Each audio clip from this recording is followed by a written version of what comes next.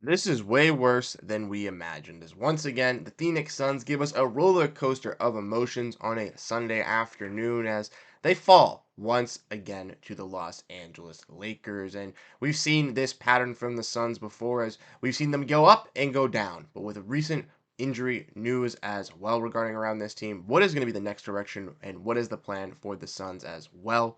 We get into all of that and more on this episode of Suns Digest. I am Bruce Velez, and I want to give you guys a huge shout out and support for you guys tuning into these videos, even with the Suns not playing the greatest. Let me know your thoughts down below in the comments section. And if you guys joined the partnership with the Hot Takes app, I really do appreciate it. If not, this is your last chance opportunity to join it. So check out the previous video to get in on all that action where you have the chance of potentially winning up to $25,000 in prizes. But without further ado, ladies and gentlemen, let's get into the video at hand, as it's going to be a little bit of a rant and ramble on this episode. So make sure to grab that snack. And like I said in the introduction, it's bad, way worse than we imagined. Once again, Phoenix Suns fans' hearts are ripped right out of their throat after another win. And I talked about this on the Suns Planet Pod, so definitely go check them out as well, as I am on there as well. And we discussed, this Suns team and how, they get one win versus the Clippers, lose two, then get another win, then lose another. And we saw this where they beat the Kings. Everyone was happy that, oh my God, they beat the Kings after losing to the Grizzlies and the Rockets. This is the final turnaround. Nope, it's not the turnaround. After, going 2-2 last week, they once again lose to a Lakers team. And it's clear as day that this Suns team, even with the Lakers team that doesn't have a center, are just clearly outmatched. The Suns losing 96 to 107. And there are some bright spots, there are some good stuff to look at from this game. Once again, we saw what I would think is the five best players on this Suns lineup in the starting five. And as much as you want to complain about the changing of these starting lineups, I do think that this was the best lineup that they possibly could have went with. And Ryan Dunn was an impactful player for this Suns team. Once again, defensively, he hit that first three, started getting going for the Suns, and was really able to deliver. Unfortunately for the Suns, regardless of Kevin Durant's miraculous third quarter where he was able to lead the Suns in scoring and kind of bring this game back into it, the Suns were unable as a team to really thrive offensively, as Bradley Beal and Devin Booker did not do great. Devin Booker was, a solid playmaker and distributor in this contest, but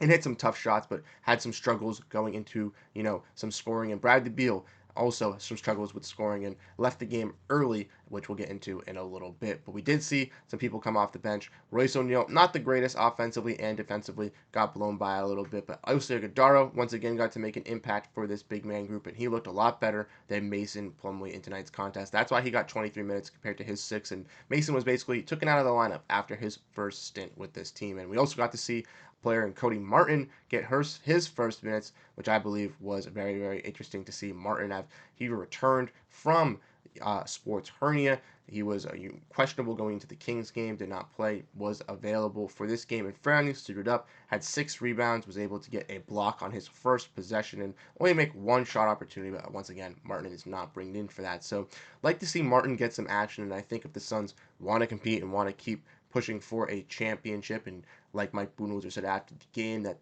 they need to get into the play-in, we need to get into the playoffs and try to do something. There's a lot of talent in our locker room, and we definitely got to make sure that we fight in our locker. There's a lot of fight in our. There's a fight in our locker room, so we got to stand for it. We got to play in basketball and win games. We've got to start winning to get back there. And Mike Boone was obviously saying that this Suns team has a fight. They want to compete. They want to win. But unfortunately, just really failing to do so. And if we want to look at the standings, this Suns team was one game behind the Mavericks. Now is, 1.5, and still not out of reach of reaching that play-in, but certainly out of reach of making any noise legitimately in the playoffs. Because like I mentioned, this Lakers team is tied for the fifth, and the Thunder team that they're most likely going to match up with in the playoffs, if they do meet up with them, is better than this Lakers team, in my opinion, and I think is going to give this Suns team some fits. I do think potentially the Suns could win one game, and you look at that compared to last season, getting swept is definitely a big W, but ultimately it's not what you want to see with this Suns team overall. Once again,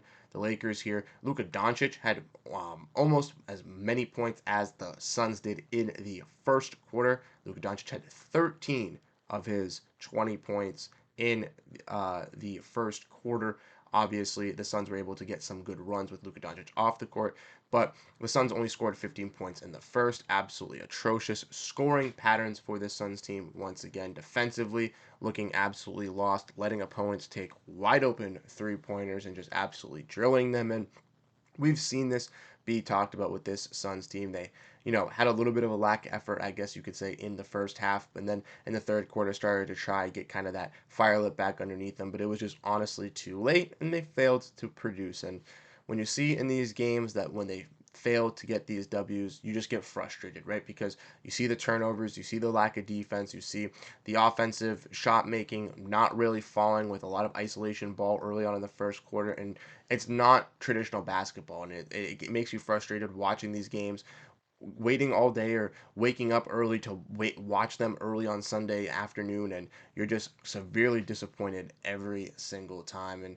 I think that it's another disgrace. I think that if the Suns do make the playoffs, it's not going to be that great. I think the play-in would be fun, obviously, but then after that, you're basically just waiting for the season to end. Once you make the playoffs, you're just hoping to make the playoffs so that can convince Kevin Durant to say, hey, we're still competitive, we can still win with you. We're not completely selling, we're not tanking, we're not doing what the Sixers are doing, yada yada yada. So let me know your thoughts down below in the comment section. Like I said, just not great for this Suns team. And as like I said, one good thing was getting to see the acquisition of Cody Martin, getting some playing time for this Suns team today, and getting to get some use. Ryan Dunn working in, and Oso Gadaro getting some more playing time. Hopefully he could pass Mason Plumlee if Booker can get a little bit more comfortable and hitting some more shots today. I do think the Suns are able to pull this out. So let me know your thoughts down below in the comment section. And next, kind of go, what can we hope for? And kind of going over some injury news. And what we can hope for, in my opinion, is to make the play-in,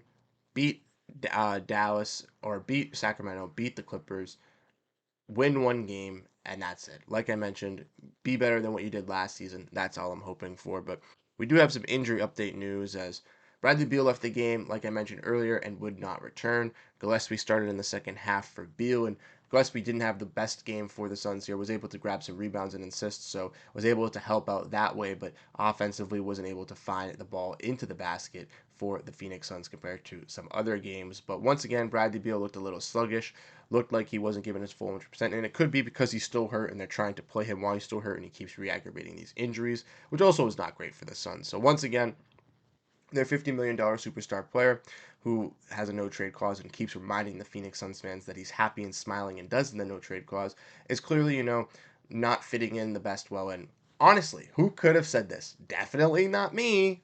I obviously did, but I wasn't making content back then. But it's kind of sad. Obviously, you can't fault Beal. I'm not mad at him. He, can look good for this Phoenix Suns team. He had a pretty solid, tough shot that he made earlier on in the first quarter before he got hurt. And I think he could fit on some other teams around the league. But with this Phoenix Suns direction of this big three, with $50 million contract players, it's not going to work. With Kevin Durant, with Booker, it's not going to work. And even in the playoffs, this team is not going to work with the lineup that they have because the roster around them just isn't built for this type of team. And that's what's hindered the Phoenix Suns overall as this season has gone progressed and with them dealing with injuries. So let me know your thoughts down below in the comment section. Like I said, I think this is way worse than any of us imagined. I'm really, really furious, frustrated that as Suns fans we have to deal and kind of watch these games every single time that they are on, getting our hopes, sparked up after a big one to only be shot down once again. And we'll probably see that throughout the course of this week once again as the Suns get into some easier matchups going on into Toronto and Chicago before they finish up the week off in Cleveland. So let me know your thoughts down below in the comment section, what you guys ultimately think on this Suns team, and I'll catch you guys in the next video. Have a great rest of your day,